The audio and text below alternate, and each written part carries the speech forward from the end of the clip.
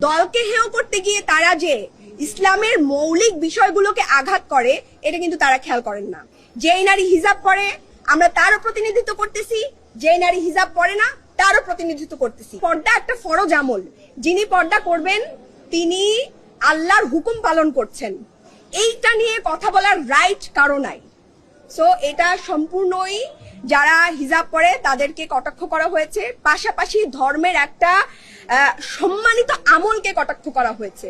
So এই ব্যাপারে আমাদের অবস্থান অত্যন্ত দৃঢ় যে উনি এটা করতে পারেন এবং উনি এটা এক্সপাঞ্জ স্পিকার তো এক্সপাঞ্জ করেছেই।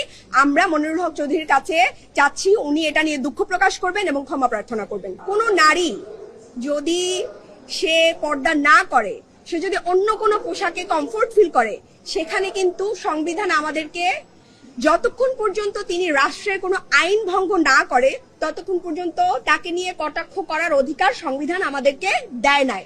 সো কিন্তু আমরা প্রায় দেখি সংসদে ইসলাম নিয়ে একটা মকারি করা হয় এবং তারা মনে করেন যে এটা দিয়ে একটা নির্দিষ্ট দলকে তারা হেয় প্রতিপন্ন করতে চায়। কিন্তু দলকে হেয় করতে গিয়ে তারা যে ইসলামের মৌলিক বিষয়গুলোকে আঘাত করে এটা কিন্তু তারা খেয়াল করেন না।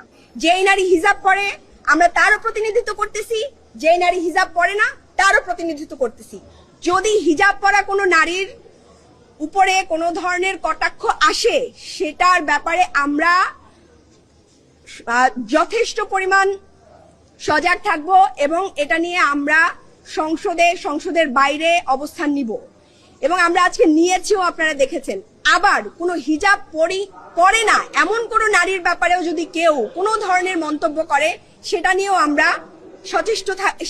আমরা সংসদ এবং সংসদের বাইরে আমরা সজাগ দৃষ্টি রাখবো।